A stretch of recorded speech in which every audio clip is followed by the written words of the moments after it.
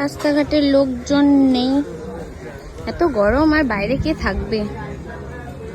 তারপরেই চলে আসলাম একটা জামা কাপড়ের দোকানে। এখান থেকে পির জন্য একটা ড্রেস কিনবো। পি হচ্ছে আমার দাদার মেয়ে, ও আমাকে ভালোবেসে পি বলে ডাকে আর আমিও ওকে পি বলে ডাকি। জন্মদিনে উপহার নিয়ে যাওয়াটা মাস্ট, উইদাউট গিফটে জন্মদিনে যেতে নেই। তো জামা কেনা হয়ে গেছে, এখন যাচ্ছি মিষ্টি দোকানের দিকে। মিষ্টি কিনবো আর একটু চকলেট কিনবো। তারপরে চলে আসলাম মিষ্টির দোকানে। আর এইদিকে দেখো কত সুন্দর কত ধরনের মিষ্টি।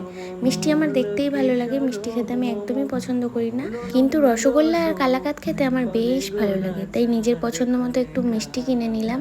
তারপরে চলে আসলাম চকলেট সেকশনের দিকে, পির জন্য একটু চকলেটও নিলাম। কেনাকাটা সব কিছু কমপ্লিট। এই যে মিষ্টি চকলেট এগুলো কিনে নিয়েছি।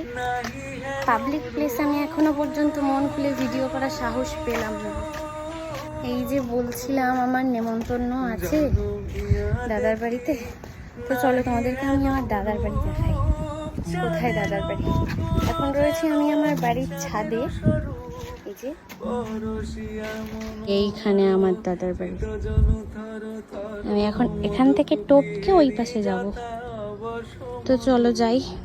কেকটা শুধু দেখো কত কিউট, তাই না? যারা হোমমেড কেক বানায় তাদের থেকে দিদি এটা অর্ডার দিয়ে বানিয়ে নিয়ে এসেছে। প্রত্যেকটা বাঙালি বাড়িতে শুভ দিন শুভ কাজে কিছু কিছু রিচুয়াল থাকে, ঠিক সেই মতোই সবাই আশীর্বাদ করছে, তোমরাও ওকে একটু আশীর্বাদ করে দিও। Happy birthday to you, happy birthday to you.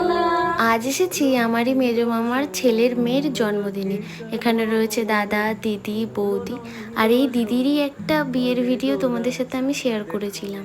তো চলো এখন কেক কাটার পর্ব শেষ, সবাই একটু একটু কেক ওকে খাওয়ানো হচ্ছে, সাথে ও সবাইকে খাইয়ে দিচ্ছে। কম্পিত তনু দল গুঞ্জিত বাদল পুঞ্জিত শ্যামল মালা।